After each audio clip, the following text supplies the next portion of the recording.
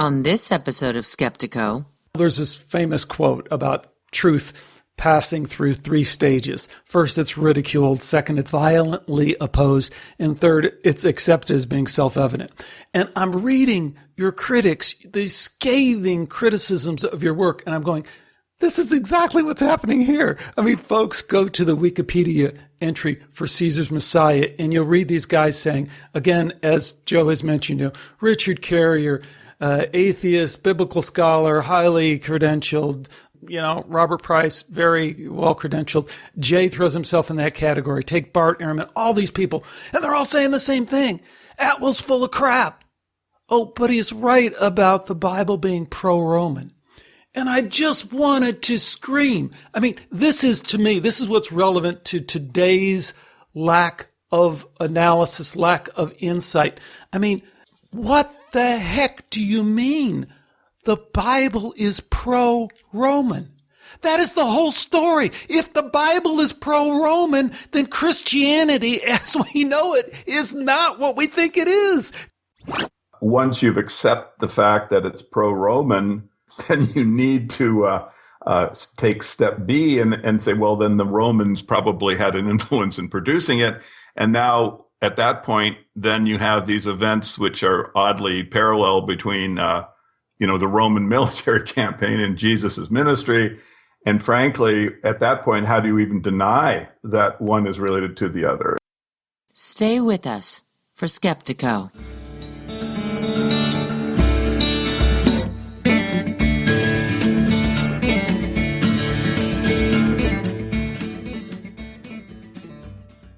Welcome to Skeptiko, where we explore controversial science and spirituality with leading researchers, thinkers, and their critics. I'm your host, Alex Sakaris, and I'm still struggling a little bit with this introduction because this interview that I'm about to play already has a long introduction already, but I feel like I need an intro to the intro, so let me get to it. A couple episodes ago, I did an interview with Jay Dyer. Jay is a guy who hosts a website called Jay's Analysis. He does all this kind of analysis of film and culture, and Esoteric Hollywood was his book that he wrote. Very, very good book that lays out all this excellent evidence for these esoteric and occult symbols and themes in movies. So the thing I really wanted to bring to the forefront in that interview with Jay was, hey, aren't we all just secular atheists here? I mean, what's going on? Culted esoteric themes in movies? I mean, I think we all have a sense that that's there. But at the same time, as I looked into Jay's work, I found that even though his analysis of this occulted Hollywood thing was quite good, all his conclusions led back to his Orthodox Christian worldview. That is, this is all bad because it's all of Satan, and everything we need to know about it is right there in the Bible. Now, let me switch gears for a minute, because while you might not like Jay's answer, the one thing, the kind of skeptical thing that I would do is flip that around and look at the other side that I was just alluding to, the mainstream view, which is complete denial, right? It says, a cult? What a cult? It's just misguided people dressed up in weird costumes, flashing symbols at each other. Never mind the hundreds and hundreds of years of history of this. Never mind any insiders that have revealed all this stuff. Never mind any attempts that anyone ever makes to understanding these extended consciousness realms, because, hey, they can't exist. So keep that in mind. You're usually being presented with just two choices here. Believe the Bible or believe it's all in your head because we're all biological robots in a meaningless universe. Now, I wanted to lay out that bit of background because, as you know, I think the secular, humanist, atheist, why people believe weird things meme is disastrous and it leads nowhere. And not only that, but it's been proven wrong over and over again. But I also think the Bible tells us so meme doesn't hold up very well either. And that's what I really wanted to talk about in this Skeptiko episode with my guest Joe Atwill of Caesar's Messiah. Now, one more thing before I play the interview. And this is one of those things that really makes this, for me, like a quintessential Skeptiko episode. I mean, I've had to tell everyone I can beforehand. I tell my wife, I just told you guys, my wife never listens to Skeptiko. I sat her down. I forced her. I go, you got to listen to this. You got to understand what's happening here. Because this is, to me, what kind of Skeptiko is all about. So if you remember my original interview with Jay, you'll recall that he was all guns blazing when it came to debating this stuff. He was like, I'm sorry I hit you so hard on this stuff, but I really know this stuff, and I know I'm right, and I'll debate Joe Atwill anytime, any place, and all that. Here, I'll play you some clips from what he said. Okay, well, I wrote a paper about this, a grad level paper 10 years ago, dealing with Wars of the Jews and Matthew 24 and Luke 21, so I'm not trying to be arrogant, but I'm just saying, again, if you haven't read, the patristic literature from the first 3 centuries, and you haven't looked into, the fact that the church was persecuted for the first 300 years by the Roman Empire, this thesis is really kind of ridiculous. Well, I would be glad to debate any of these topics. If you want to have a debate, or if anybody else wants to debate it, that's fine with me. So while he's saying all this, in my head, I'm thinking, man, I've been through this over and over again with Atwill critics. I went through it with Richard Carrier. I went through it with the episode I did with Joel Watts. I've done it with so many people, posters on Skeptiko forum, and, people who write me emails and all this stuff. And it's always the same script. Ha, ha, ha, you believe that crazy Caesar's Messiah stuff? That's been completely discredited. And then time and time again, they just crumble. There's all this bluster, all this confidence, and then when they're really pressed, they back down. But nonetheless, I'm always a little surprised when it happens, as it did in this case. Because despite the fact that Jay Dyer and I left the last interview on very good terms, with all these plans to do this follow-up debate, Jay has not responded to my numerous requests for a follow-up interview. And after you hear this interview, which was recorded when I thought that Jay was going to come back on, I think you'll understand why he probably decided to decline the invitation. Here's my interview with Joe Atwill. So a couple weeks ago, I was interviewing Jay Dyer of the very excellent Jay's Analysis website, that Jay Dyer, and we were talking about film analysis and culture analysis and geopolitics, all of which Jay does a really good job of. But since I had dug into Jay's work beforehand, I knew there was something else that I wanted to talk to him about, because Jay is an Orthodox Christian and somewhat of a biblical scholar. That's part of his training, and that's part of what he brings to his website. And he's open about this in terms of how it informs his worldview. And I don't mean that in a derogatory way. Jay's not like a Bible thumper who's trying to inject, scripture verses into every sentence.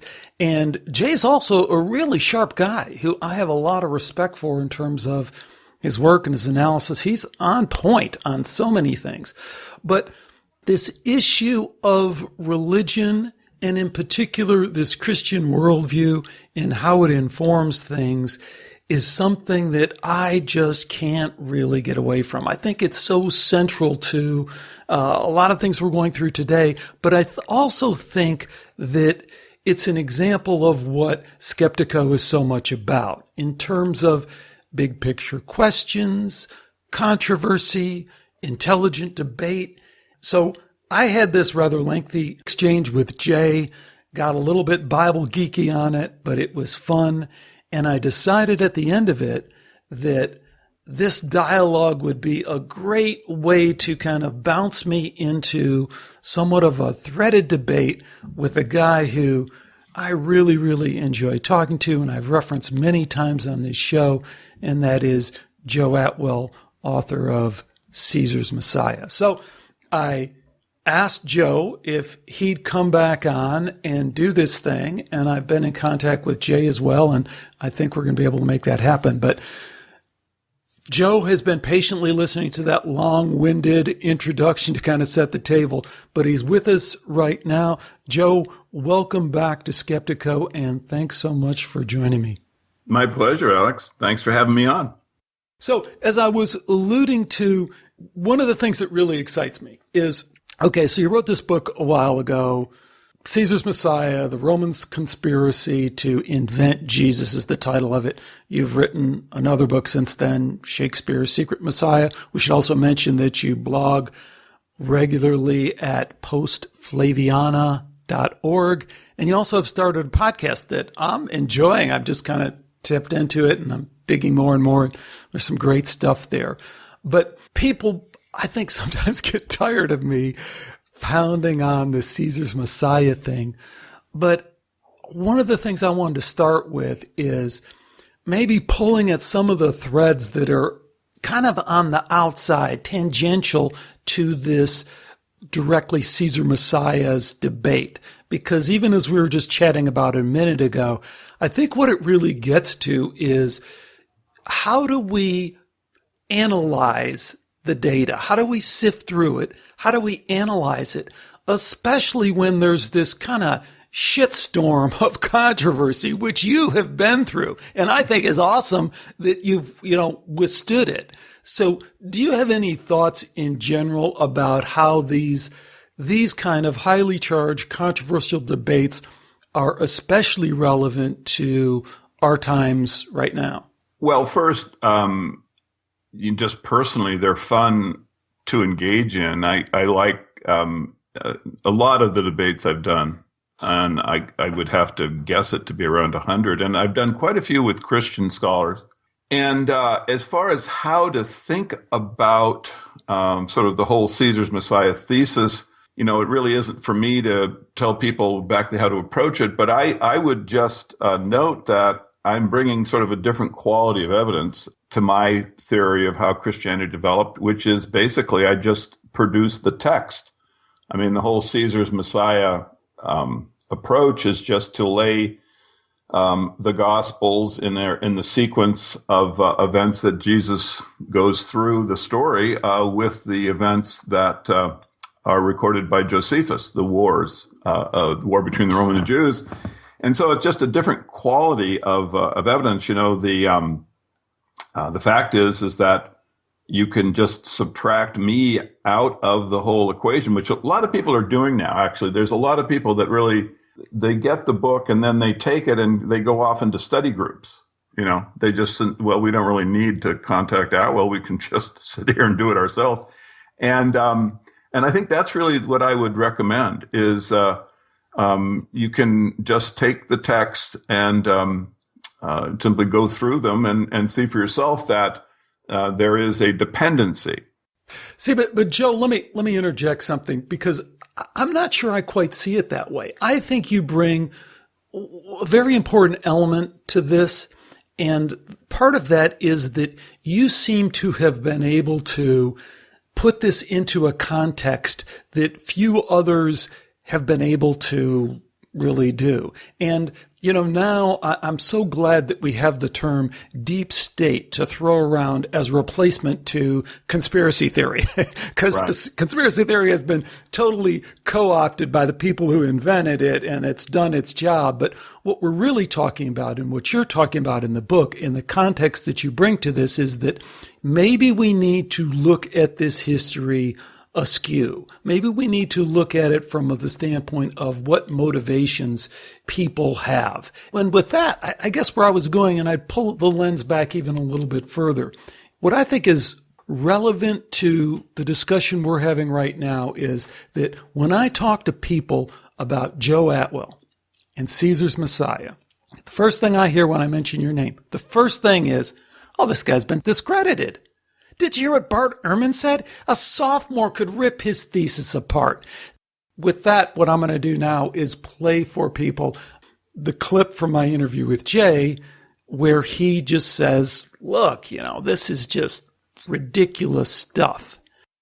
So you can look at Protestant scholars even that talk about how the canon came into formation, like F.F. Bruce, renowned New Testament scholar for decades. It's just completely contrary to like public scholarship about what happened in the first 4 or 5 centuries that brought the biblical canon together. And you can read those 2 books just for example, that just completely blow all this out of the water. It's nonsensical. One of the ways that Caesar Messiah, I think, is understood is as a complete refutation of everything about Christianity, and that it was completely contrived manipulation by the Romans. Now, I don't buy it to that extent, but I remember distinctly early on, one of the first times I talked to you, and I brought this up, and I thought your answer was so perfect in that I said, but Joe, I mean, do you really think that the whole thing, every fiber of it was invented by the Romans? And you said, well, I don't know. I can only go by the evidence we have. And the evidence we have shows that a pro-Roman conspiracy is evident in the Bible. And from there, it's all speculation. And I thought now it shifts the debate from whether there was a Roman conspiracy to what extent there was a Roman conspiracy. And that I felt like you were open to debating, but you had now shifted the landscape, the table on which everything would be placed. Do you have any thoughts on that, and whether or not the whole idea of the entire invention of everything about Christianity, whether it's an all or nothing thing for you? It's impossible to tell to what degree there was a historical individual that the character was based upon, or to what extent there was a quasi-pacifistic version of Messianic Judaism that was basically used as a template.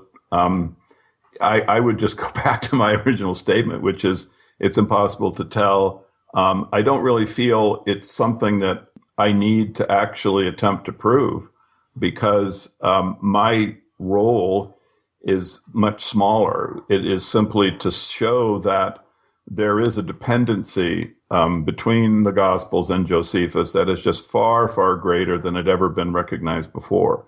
The questions you're bringing up have to do with religion, and also with ultimately with sort of the template that was used to construct the story. And Alex, honestly, I wouldn't have any better thought than anyone else on any of that. Beautifully said. And again, this is like a Skeptiko moment for me that seems to slip past most people. And that's that, there's this famous quote about truth passing through three stages. First, it's ridiculed. Second, it's violently opposed. And third, it's accepted as being self-evident. And I'm reading your critics, these scathing criticisms of your work, and I'm going, this is exactly what's happening here. I mean, folks, go to the Wikipedia entry for Caesar's Messiah, and you'll read these guys saying, again, as Joe has mentioned, Richard Carrier, atheist, biblical scholar, highly credentialed, Robert Price, very well credentialed. Jay throws himself in that category. Take Bart Ehrman, all these people, and they're all saying the same thing. Atwill's full of crap. Oh, but he's right about the Bible being pro-Roman. And yeah. I just wanted to scream. I mean, this is what's relevant to today's lack of analysis, lack of insight. I mean, what the heck do you mean the Bible is pro-Roman?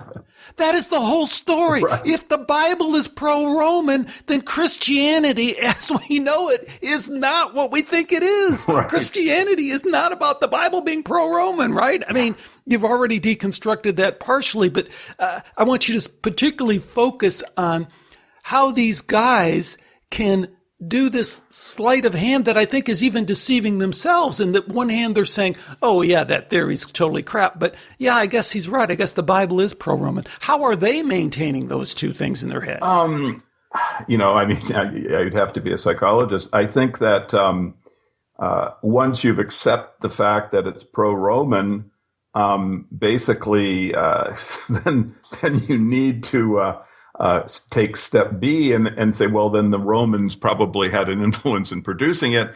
And now at that point, then you have these events which are oddly parallel between, the Roman military campaign and Jesus's ministry.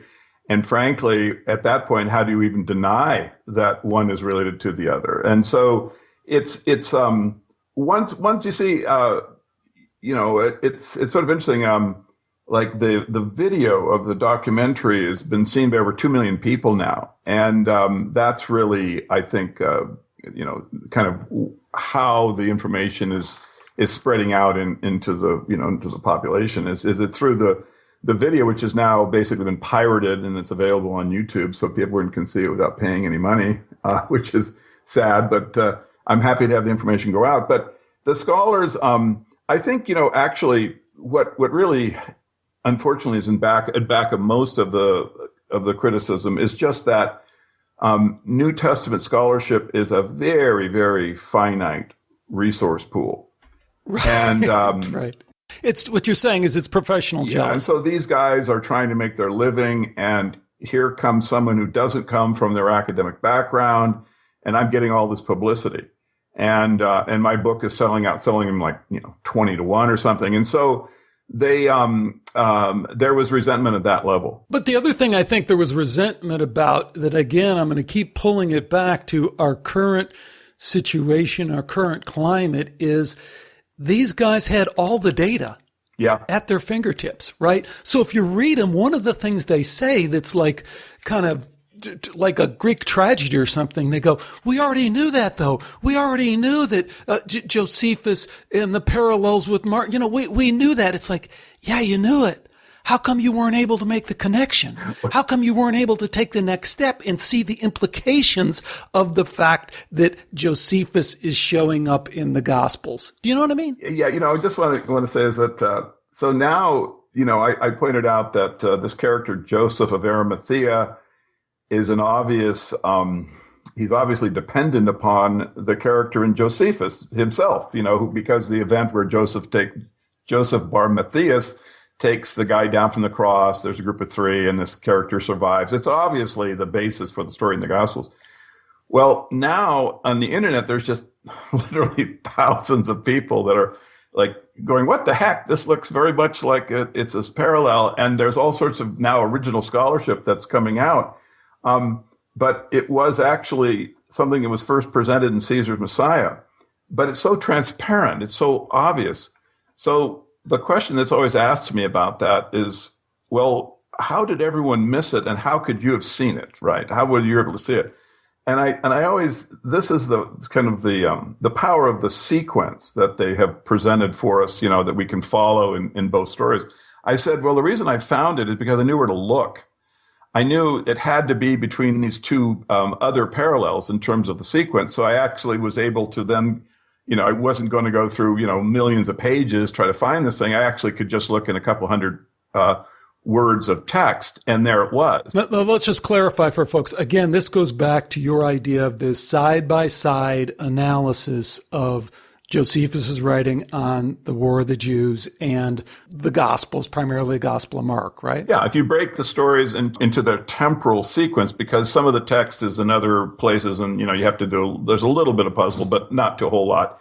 You can then just go straight down the list of the events in Jesus's ministry, and then look and see if there's something over here in Josephus that is parallel. And some of them are kind of cognitive, and obviously I'm exposed for criticism. If you take the most abstract of the parallels, but others are basically the same historical event. I mean, the destruction of the temple complex, the destruction of the Galilean towns, the encircling of Jerusalem, the abomination of desolation. I mean, the leaving of Galilee to go to Jerusalem. I mean, these are just historical events that are in Josephus's history. They are also in the ministry of Jesus, and when you put them side by side, you can see that they're occurring in the same sequence. So these are kind of these historical events, which are obvious parallels and obviously dependent, just form the basis, the structure for all of the other parallels. And so you can, once you plug everything in, it's really not a very difficult thing. I know it when people, first hear it, that sounds like it's complicated, but actually once you start, reading Caesar's Messiah, it's really not very hard. Because I get so much feedback from readers, I can tell you that really what they left for us, what the Romans left for us in terms of making sure that we would give them the legacy that they wanted, the immortal legacy for having been so clever as to create the Roman Judaism.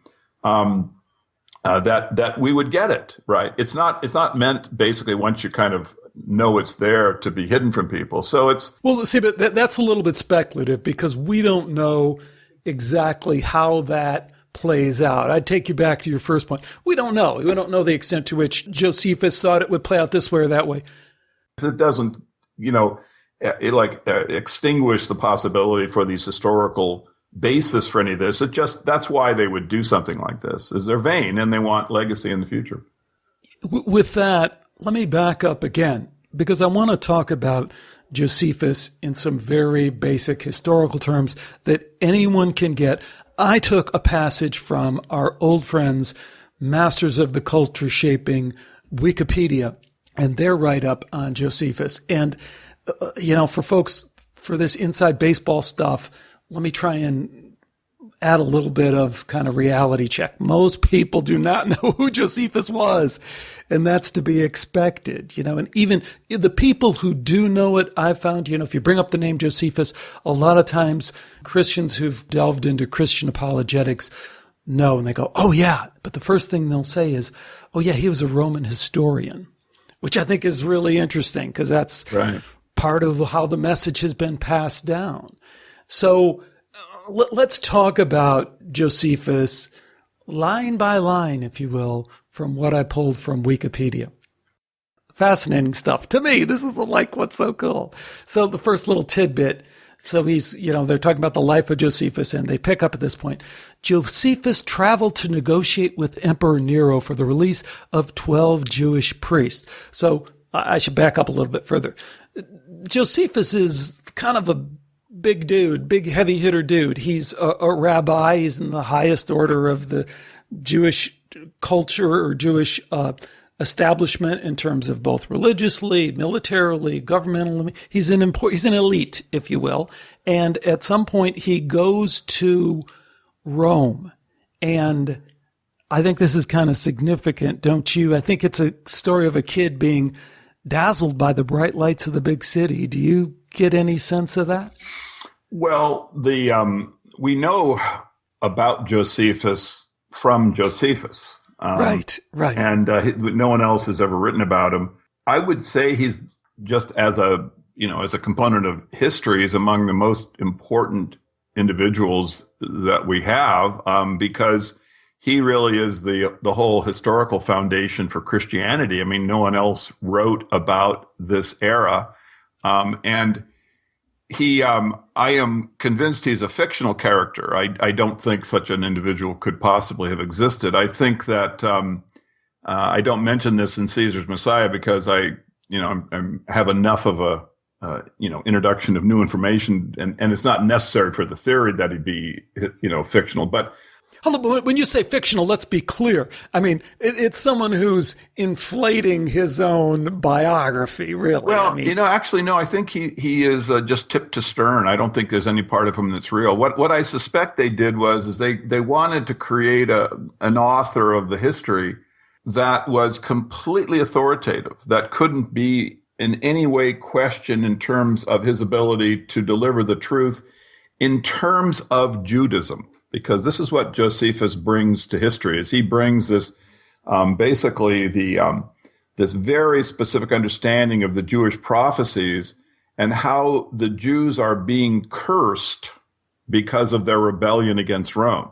That's something that many people have seen, that he's actually basically describing the same curse that Jesus does, in terms of the end of the covenant between God and the Jews. Okay, now hold on. We're getting a little bit ahead of the story, but yeah. I think I understand why you're going that way, because you're introducing a very controversial alternative theory, and that is that Josephus himself, that historical figure, is not a historical figure, it's but an invention. So what I want to do, since that's going to kind of require another brain I know leap, it's too complicated. I know it's not necessarily too complicated, and it deserves to be, kind of pursued. But what I want to do instead is is hold that, and we can kind of keep that in the back of our Let's mind. just go through, because people should know the historical details about Josephus as well. Well, we don't know if they are historical, as you're pointing out. We don't know if they're historical, but they have been put into historical books purportedly. So yes. As the Wars of the Jews reports through Josephus about himself, he was actually a member of all three of the Jewish sects, and this really makes him unusual. He was an Essene, a Sadducee, and a Pharisee. Right. Completely unique as far as anyone can tell. In fact, if you look at the scrolls, the idea of like leaving a particular sect didn't seem like something that you could actually do physically, because you'd probably get killed. But nevertheless, Josephus claims he had this background. He was also somehow an emissary to Rome. You mentioned the episode where he meets Nero's wife. They give him presents. He seems to be familiar with court manners in Rome. Now, when the war breaks out, in spite of this relationship he has to Rome, he is made the general of the military forces in Galilee, right? So here you have a priest, and not just a priest. Remember, he is from the family of Matthias, which would be the royal family of the Hasmoneans. So he has a very powerful sort of lineage of details in his life and pedigree that makes him just extraordinarily Jewish. I mean, he is just the quintessential example par excellence of Judaism at this point. Now let me just interject, because now I'm getting more, as you're saying this, I keep thinking about what you were saying before about him being invented character, but I want to leave that aside. Yeah. But I do want to highlight here, back to my earlier point. Now, folks, contrast this with what most Christians understand when you ask a Christian, who is Josephus? And they go, he's a Roman historian. Right. So now what you're saying is, no, he is the quintessential Jewish elite. Right? Exactly. That's who he is at this point. He has theological and family and priestly backgrounds, which make him absolutely authoritative as a Jew.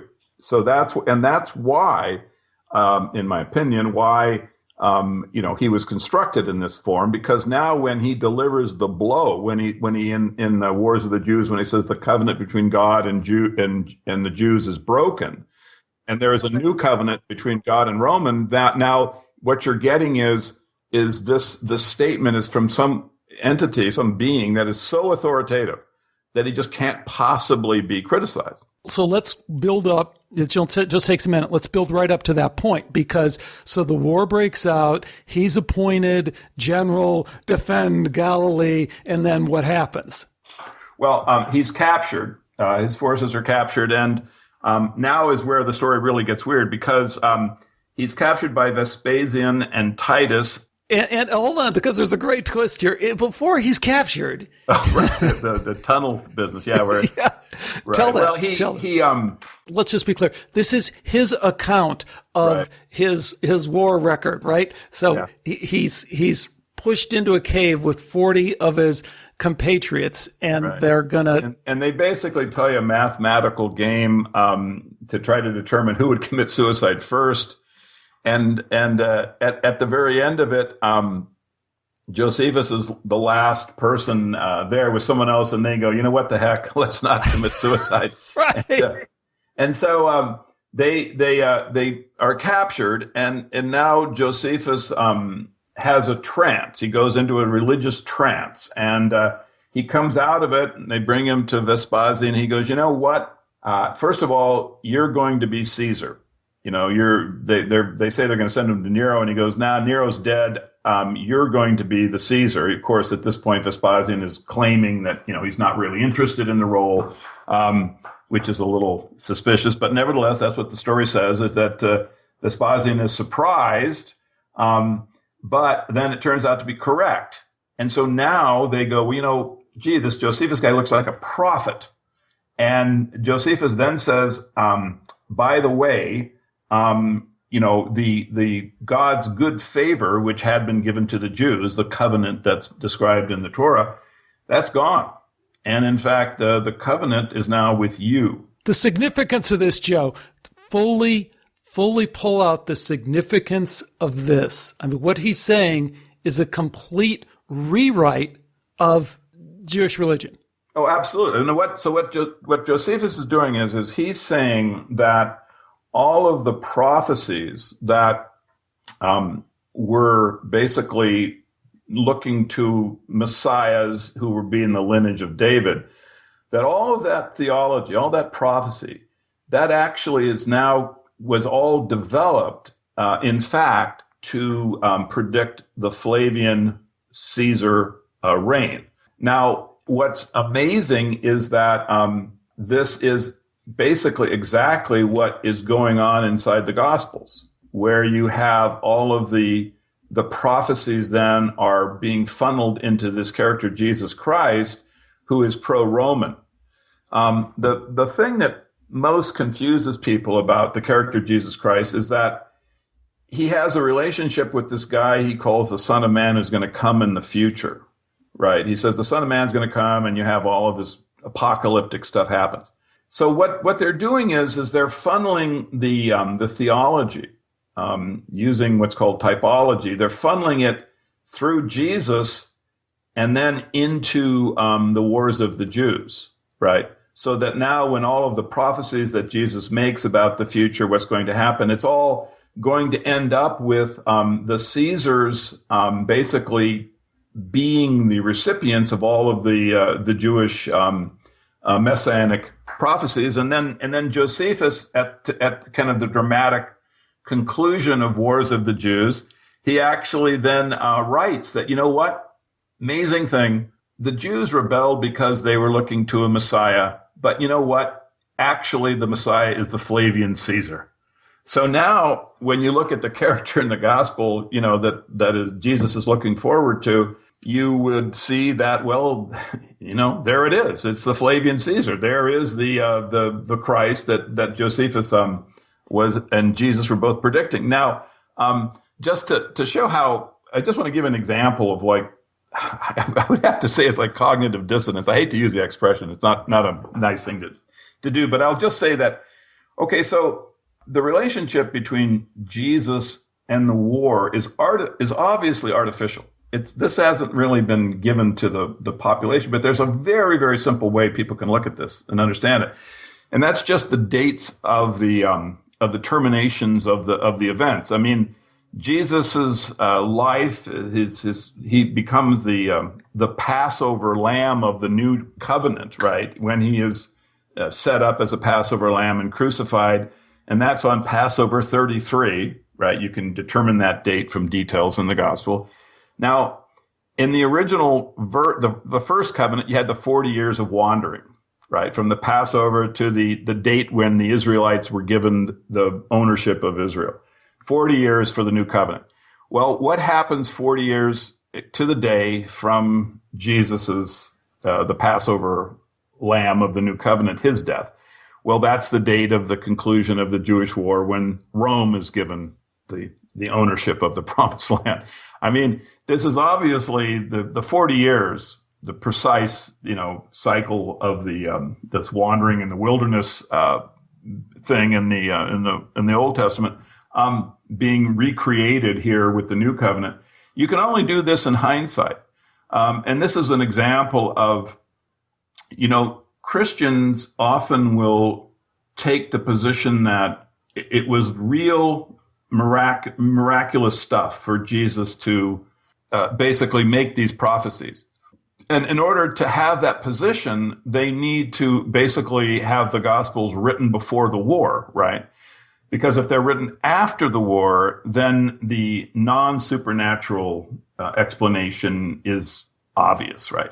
So that's why they'll try to date the writing of this stuff to some of it anyway to pre-70, so that they can at least hold on to this idea of it being miraculous. But the fact is, you know, parsimony simply demands that we accept the non-supernatural explanation if it's, you know, coherent. And in this case, it's just transparent. I mean, it's basically they constructed the religion as a, you know, as a way to both pacify basically the Messianic Jews in far as their rebellion against Rome, but also to set up the Roman Christianity, which would be something controlled by the Caesars.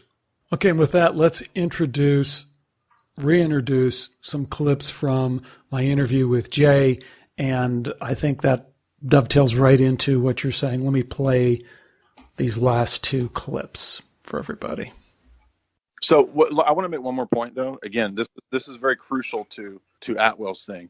The preterist argument, which is the idea that most of what you're seeing in Matthew 24, the Olivet Discourse, and Luke 21 about the last days, and even the book of the Apocalypse, which I referenced, Days of Vengeance by David Chilton, those books don't stand alone. A lot of what's in the Apocalypse is out of text from Isaiah and out of text from Ezekiel, and they're out of text from Daniel. So what I'm saying is that it's not like you can build this thesis just on these New Testament chapters and say that it coincides with Josephus, because no one will argue that Josephus was around in the days of Daniel.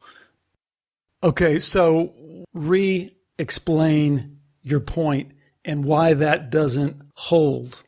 Well, he's saying that because there is a typology the author has introduced into the story of Jesus that is from the Old Testament, that this means that the story of Jesus basically should be seen as having been written before the war. And in other words, he's able to maintain the supernatural explanation. What he's saying in simple terms is, hey, it's not just Josephus, right? Because before this, I hit him with the fact, I said, doesn't it, again, this goes back to what I think we're really talking about here is how to analyze and how people, even really smart people and people who are scholarly and spend all their time, now Jay doesn't, but some of these other biblical scholars, how they can miss the boat. And to me, the way they're missing the boat is that it all boils down to, like we were saying, pro-Roman. If it's pro-Roman, if Josephus is in the picture at all, then Daniel doesn't matter. And none of it matters because we're in this kind of mess of there's a soup of stuff going on, and we can argue about how it's put together and whether this person was inspired divinely or supernaturally or any of this. At least part of it we have a very natural explanation for, a historical explanation for, a conspiratorial explanation for, and that is completely incompatible with what we're asked to swallow whole with Christianity. Right. I mean, the idea that because the author interjects Daniel, we should then not recognize the pro-Roman total milieu that we're in with this literature is just not a strong interpretive framework. I mean, basically, Jay is just maintaining the principles of someone who believes in Christianity. This is faith. This is it's self-referential, right? It's true because the Bible says it's true. Yeah. I mean, because it's actually a fascinating comment. I was thinking about it, when I was playing it, that Jay is really having to find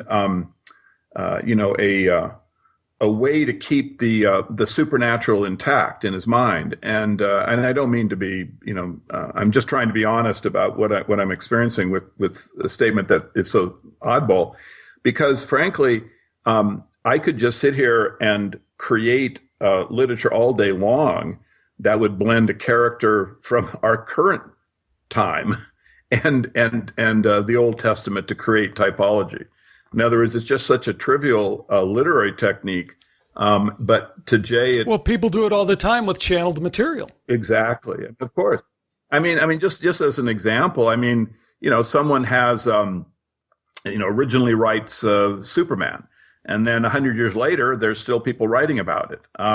They can use, literary techniques from, current time. They can blend them in, but they can always reach back to the original story and just slip them in as types, as things that you can use in the present day story. But none of it matters if the original story is fiction. You can't ever, no matter what you do, go back and try to basically make the original story something that it wasn't. And the story of Jesus is obviously just pro-Roman. So that is really the way that you want to be looking at this literature, is like, well, how would Rome have influenced this?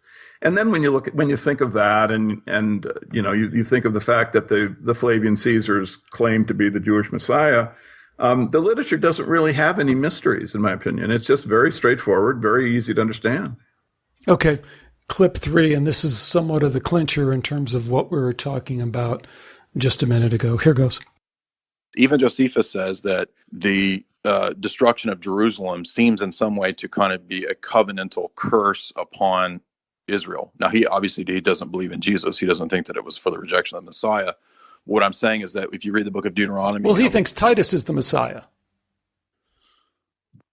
I mean, that's what Josephus believes. I mean, that's his whole conversion, right? He's in the cave and he tells everybody, okay, we all have to commit suicide. And then he has incredible revelation, goes, hey, wait a minute. We were all wrong. Our whole Judaic tradition had it wrong. The Messiah is here. It's Caesar. Caesar is the Messiah. Let's go. And that's what he lives and writes for the rest of his life. So, I mean, that's Josephus. Again, a real quick way to dispel this is that there are 300 years of persecution of Christianity throughout the Roman Empire. So this is kind of stunning. That pause there is stunning. Jay doesn't know this. Right, which is really actually amazing to me, because he is, a very good research individual. But what Josephus wrote, which is, can only be seen as the climax of the entire story, says what more than all else incited the Jews was their oracle, which was found in the Torah, which stated that one from their country would become the ruler of the world, right? The Messianic prophecies. And the Jews thought that this meant someone from their race, and that they all went crazy because of this. But in fact, it was the reign and dynasty of Vespasian. And then Josephus, something like he said that no one can escape their fate, even though they can foresee it. In other words, you're going to get crushed, even if you can see that the future is going to be of that nature. So that's but my point is that Josephus said that that's what caused them to rebel. This is really what caused them to rebel, was an error in scriptural understanding. So you can't really understand the whole sort of point of Josephus's work if you don't have that as an understanding. You need to know this. Everyone really needs to think about this, and they need to think about this in light of Jesus' prediction about the Son of Man who's going to come during the war, right? Right. You need to look at this statement and just honestly ask yourself, well, could the Son of Man Jesus predicts be this individual? Well, folks, I hate to say it, but it's just self-evident. And then, if you don't mind, I would like to comment on the idea that there was a persecution of Christians for 300 years. I mean, sure. This is just simply inaccurate.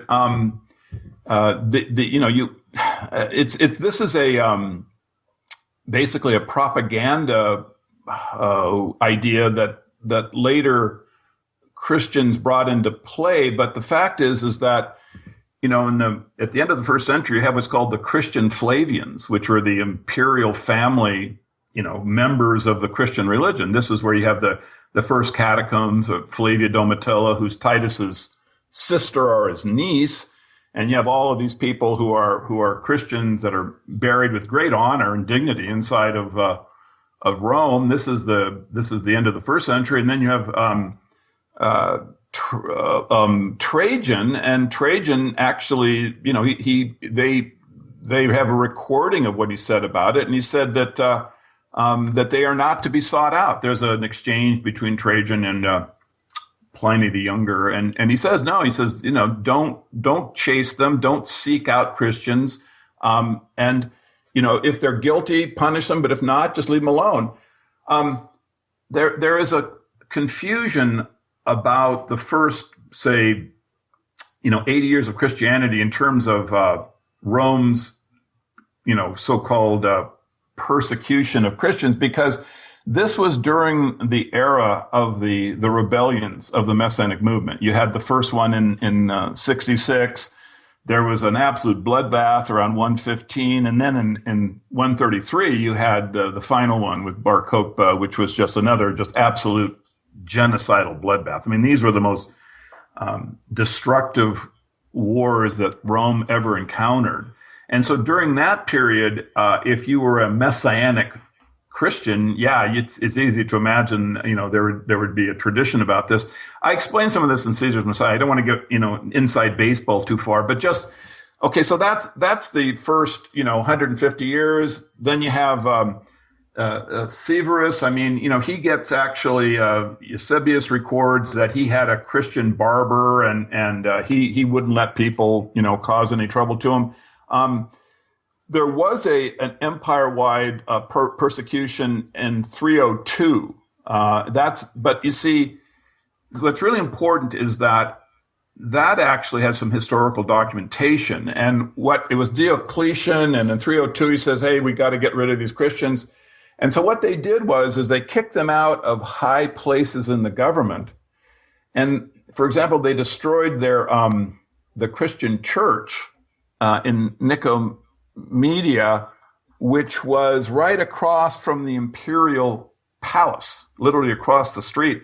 And it's gigantic. It's 150 yards long. So you see, there was no general persecution of the Christian as a systematic thing. It was just, sporadic, and different emperors would go after them depending on whether or not they wanted to return Rome to its traditional religion and stuff. So again, I don't want to get too far into it, but if you just look at what's called the six authentic, the most authentic persecutions, they're all basically groups didn't like Christians, and then there would be some kind of battle, and then Christianity would maintain that there was martyrdom, and this reflected Rome's persecution of them. But actually, this had nothing to do with Rome in general.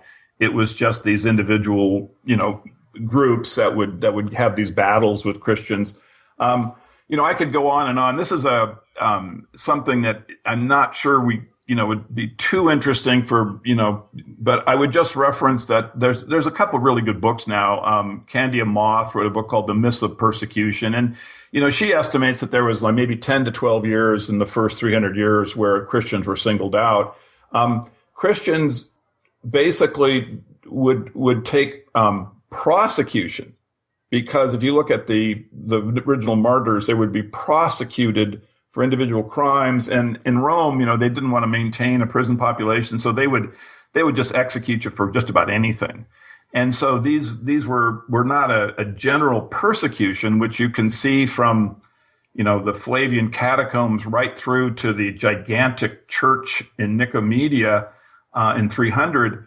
That Christianity was never, other than between 302 and 305, really singled out for persecution by the emperor. And then, of course, after the 305 issue, Constantine stepped in, and it becomes a state religion, which was really more reflective of the relationship between Rome and the religion. So anyway, the idea that there was some kind of 300 years of persecution is simply inaccurate, and the texts show that it never happened.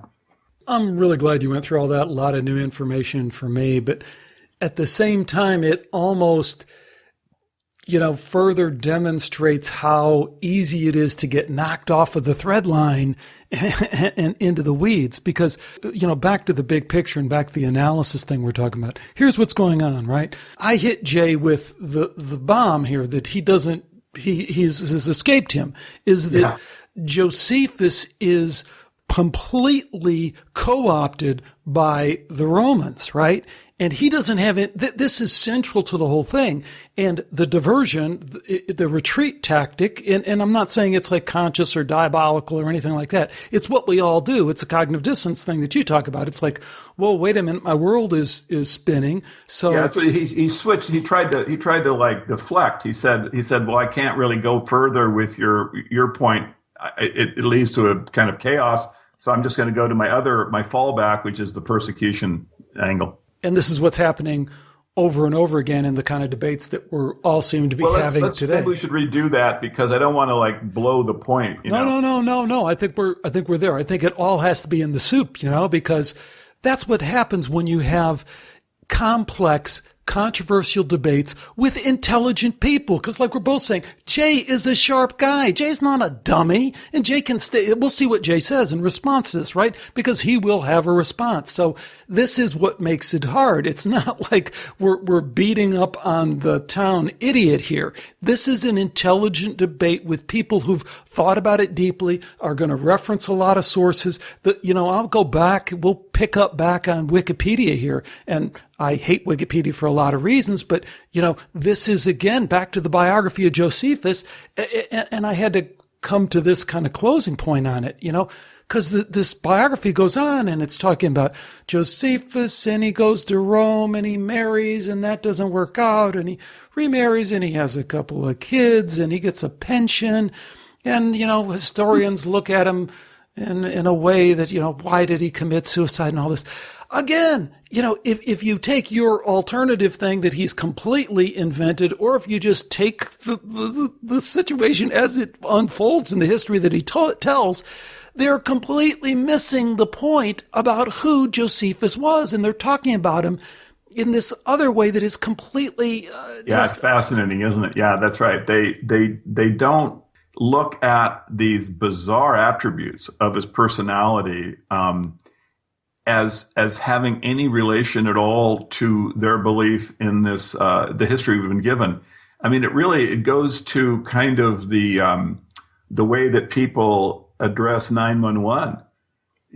It's that just the socialization is so powerful. We don't see it going on, we don't understand it, but it's there. And it just shapes how we see the world. And the oligarchs know this. You see, they have basically broken the code in terms of how human mind operates. And so they can, they create stories and realities that are to their benefit. And yet we can't see the fact that they're fake, because we've been socialized. We just believe the version of history we're given. And so Bible scholars end up not looking at Josephus in the right way, in the way that, let's look at how he could be fitting into the whole pro-Roman perspective we see in the Gospels. And like 9/11, or like your piece on Gloria Steinem, which we're probably not going to be able to get into in this show because we're running out of time, it's the trick of the culture shapers to know that eventually the pieces of the jigsaw puzzle will be turned over and people will have the pieces. So then the goal is, as you're just stating, is to keep them from being able to put them together in any kind of meaningful way. So Josephus is revealed, but let's keep everyone spinning their wheels from really putting it together in a meaningful way. We have a lot of the pieces of the 9/11 puzzle. Let's just keep the confusion level going so that no one really asks the right questions. Just to touch on the Gloria Steinem piece, of course, Gloria Steinem has been outed as being a CIA operative, and the narrative that was played out in the media was, why... She says that was good for feminism. Was it good for feminism? Was it bad for feminism? And let's get into this big debate. And what I liked about your analysis, you stepped back and said, wait a minute. What the heck is the CIA doing trying to shape our culture by having this lifelong relationship with someone in feminism? And and it obviously doesn't end there. What game is at hand? To what extent are they trying to shape and manipulate culture? If they're doing it in this way, then in what other ways are we doing it? So in that way, Gloria Steinem becomes somewhat irrelevant, other than pinning down the data points, the pieces of the jigsaw puzzle that say, yes, she did it. Not just when she was starting the movement, but when she was with Ms. Magazine, and she's doing it today with her comments about Syria and her very slanted kind of, look past these kind of atrocities on women and focus on these ones to advance a political agenda. I mean, maybe you want to comment in general about some of that stuff. Well, I'm just, would point out you're right, and it was very well said. I mean, once you understand that she is a CIA agent and that she lied about being an agent, she lied about doing intelligent work for the agency. She lied about the length of time she was involved with the Independent Research Service, which was a CIA cutout. Then you can see that the fact that everyone around her and promoting her, funding, Ms. Magazine is involved with the CIA, then you can see that the CIA is mucking around inside our culture, that she was a CIA version of feminism. And so the question is what is the CIA's role in our world? Once you basically come to the position that the government is involved in the production of culture. Now, you can't really trust basically anything in the media. And what we need to do is to set up our own media, our own method of gaining and vetting facts and information, of looking at terrorist events, looking at the things that they use to socialize us, to shape us, and to do independent analysis, which, is why, for one reason, people should support you so much, because you really are kind of the cutting edge as far as the considering of ideas and presenting them to the public. So, well, that's nice of you to say, but before we go too far down that path, what I'd like to do is bring it back to Caesar's Messiah, because I think the parallels are inescapable and just so profound, because in the same way, it's the pro-Roman thing, Joe, right? It's back to saying, okay, but if we establish that there is this pro-Roman aspect to the Bible, then, as you said an hour ago, then it becomes a question of, what the heck are the Romans doing trying to influence the process? So the same thing. What the heck is the CIA doing? What is the extent to which they're trying to, we know now that they're trying to shape culture. To what extent are they doing it? Why are they doing it? When are they doing it? What should we believe and not believe? And that's what I think you're doing in Caesar's Messiah. And the reason I think that escapes so many is they're just unwilling or unable to open themselves up to this broader deep state understanding of how the world works. They want to stay in really kind of this juvenile kind of make-believe world that, people don't really do all sorts of mean, nasty things to advance their own agenda. Right. That's exactly right. That's one of the hard lessons that comes from Caesar's Messiah. And I think it is part of why some scholars sort of rejected out of hand, is because it leads directly to a different kind of responsibility of the citizen. I mean, if Christianity was a tool of the oligarchs, it meant that 2,000 years of basically mind control was effective. And so now when you see, things like A Course in Miracles, which is creating this neo-Christianity, coming from a CIA project called MKUltra,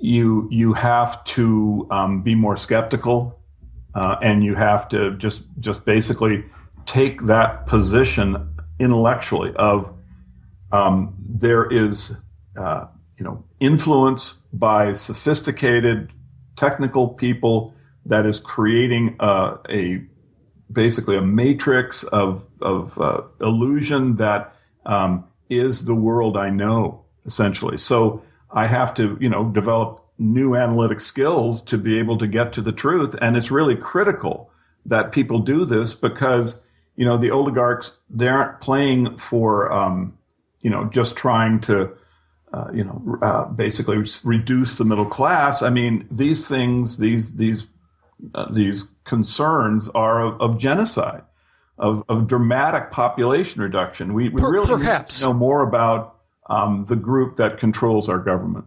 Perhaps, and I don't want to cut you off there, but I want to make one point, sure, because I think it's an area where I think we are able to kind of synergize and synthesize some of our thinking. Is that you have a business background, And I do too. And you combine that with more of a scholarly, and you read Greek and Latin and all that stuff, and I don't. But my background's more IT. But I'll tell you what, anyone who's been in business sees this in a not necessarily quite so conspiratorial thing. It's just like, hey man, that's how frickin' shit gets done. Are you kidding me? No. Influencing, corruption, buy-off, manipulation. That's how stuff gets done. Grow up. So did the Romans know how to make stuff happen 2,000 years ago? Are they placing their bets here that Christianity, this little project might work out? Are they and at the same time, are they placing their bets over here that this might work out? Yeah, that's how they're doing it. Are they also mixing in maybe some kind of belief in the supernatural? Because that's the other thing. We haven't even talked about it. But when the atheists approach this whole topic of Caesar's Messiah and the creation of Christianity, they take a very cynical view of the supernatural that is completely at odds from everything we can tell about history. So the Romans, it seemed, were able to balance these two. They did believe in the supernatural, but they also believed that, hey, this is how you get things done. This is how you dominate a foreign nation. You go in and you co-opt their religion, you take them over, you bait and switch, you do all these dirty things. And like a lot of religious people we see today, they are still able to, in some twisted way, reconcile that with some very strange supernatural beliefs we have as well. So maybe as a final point, I'd ask, do you have any thoughts on maybe the oversimplification that I see is done by a lot of atheists in really understanding the supernatural beliefs that the Romans did have? Well, the atheist community has a kind of arrogance which I think makes it vulnerable. They aren't always basically sort of intuitive as to how theology blends in with power. You look at, for example, Aleister Crowley and the connections he has into all of the different political systems, in Britain and the United States. And intelligence systems, right? Yeah, and of course he was a MI6 agent, as well as being a kind of a Luciferian. And I think that what I see is that atheists can't, in general, grasp that there might actually be a whole theological structure that's basically within the secret society that comes to us through history, is that they just wouldn't share with the common person anything that would be useful, basically. Well, two things. One, let's substitute theology for a reality to these extended consciousness realms where some of this stuff is going on. So I would say atheists cannot contemplate that as part of their worldview. Whether they would completely accept it or reject it, it's not even on the table. And when you have that kind of blind spot, you're crippled. And you're crippled from what number two is what I think is at play, is atheists are part of the psyop, right? Because if there is this theological kind of occulted underpinning to a certain group of these controllers, shapers, then what better means to manipulate, to subterfuge, is to kind of introduce this group over here that's completely spouting this, useful idiot atheistic nonsense that you can just kind of point to over there and use as part of your plan as well. So even that doesn't have to be totally true. It can just be a possibility that has a lot of usefulness or explains a lot. Of course. I mean, to maintain power, you have to be basically changing your form as culture deforms and changes and shifts. And so I think that the middle class Christian ethnic neighborhood was not something the oligarch wanted to see. And so you started having basically cultural Marxism, all kinds of different programs came about, which ended up with its close to being disintegrated now in the United States. But these elements, and atheism was one of them, they weren't being given as a benefit or as something that was going to take us to a better place. It was done to atomize us, to separate, to break apart what was holding us together. I know this is an odd thing for someone who wrote Caesar's Messiah to say, but even Christianity was attacked as in a kind of weaponized fashion.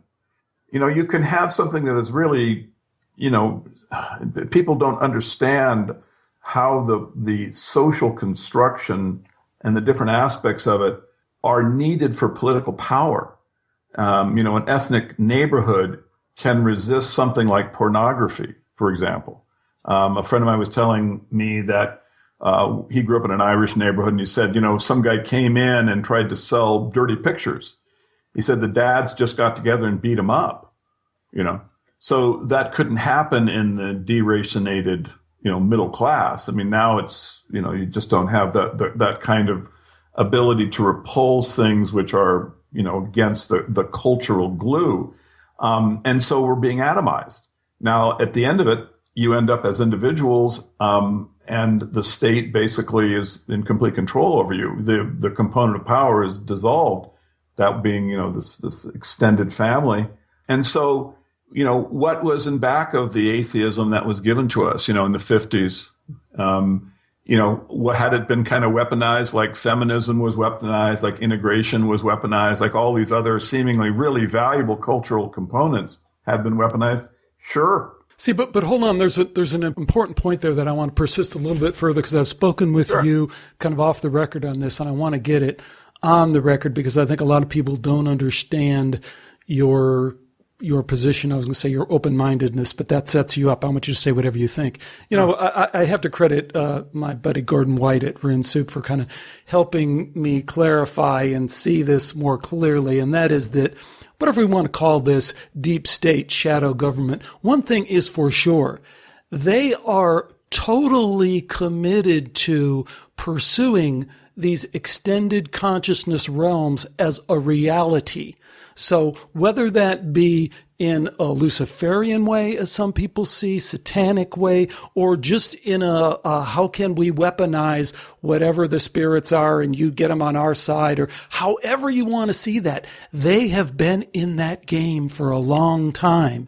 So that's what MK Ultra is about. That's in all its different forms. That's what MK Often is about. That's what all these other projects are about. But the real trick is, while at the same time that's not only in play but a given for these folks, they've at the same time perpetuated and promoted through academia this complete rejection of this extended consciousness and what may or may not exist there and how it may be influencing our world. So what is reflected back through our culture, through academia, through intellectuals, through mainstream media is, oh, you think any of that stuff is real? Oh my God, it's so ridiculous. So we might be doing our Crowleyan kind of stuff over here in secret, but what we want reflected back in the culture is that that's complete nonsense. Yeah, well, I think I can't add anything to that. I mean, they obviously look at the MK Ultra experiments.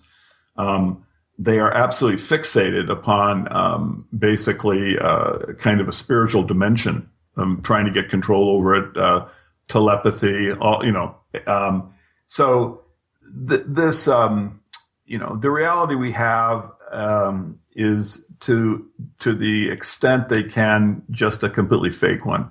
And so I would just say that people just need to keep an open mind as to what is a correct spiritual path.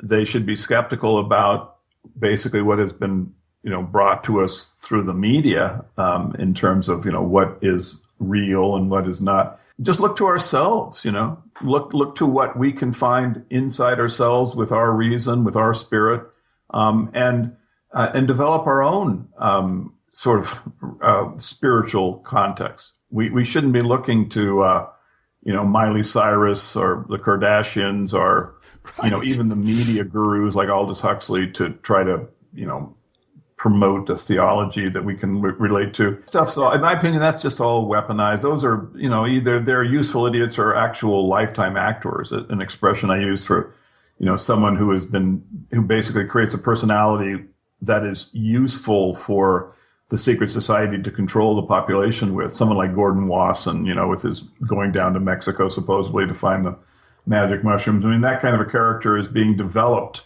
The personality is being developed as a weapon, something to get that we would trust and then take seriously. And so we have all of the media atheists today. Don't believe any of them. I mean, it's just these questions are not ones we should try to be answering in the context of a world that is fake. We have to first recognize that most of what makes up our intellectual structure is basically, been deliberately given to us and is in fact incorrect. It's an illusion. So how do we get right? How do we get straight and think clearly? Well, first step is just recognize our situation and try to have an open mind as we move forward, try to use logic, reasons, evidence, and of course, try to the extent we can, learn more and more about the secret society, learn more about the connections.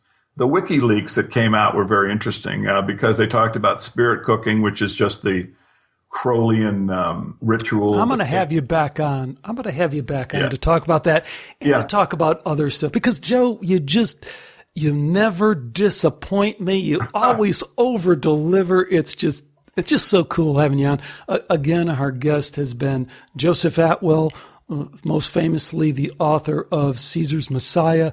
But I do encourage you to check out his blog and all the interesting work that he's continuing to do at postflaviana.org. I'll, of course, have a link to that in the show notes. And Joe, all the best to you. And I won't say, Thank you so much, Alex. Interesting discussion. Yeah, we're just getting started here. There's so many different directions to go in, so many things to cover, but it was really fun talking to you. Thank you. Thanks again to Joe Atwill for joining me today on Skeptiko. I always like to tee up questions from these interviews, and I'll do one here. What are the implications of a pro-Roman Bible? Joe and I were obviously quite enthusiastic about what that means, but, maybe you see it differently, and maybe you'd like to share that with other people. Of course, the place to do it is through the Skeptiko website, Skeptiko forum, which you can get from there, or you can just send me an email or connect with me on Facebook or whatever other means you have of doing that. As I mentioned at the beginning, this is a quintessential Skeptiko for me, so I really enjoyed putting it together, and sharing it with you is always a pleasure. I do appreciate you listening, coming along for this ride, this journey, and joining me. I have a number of shows coming up, good ones, I think, but I guess we'll see. Until next time, take care, and bye for now.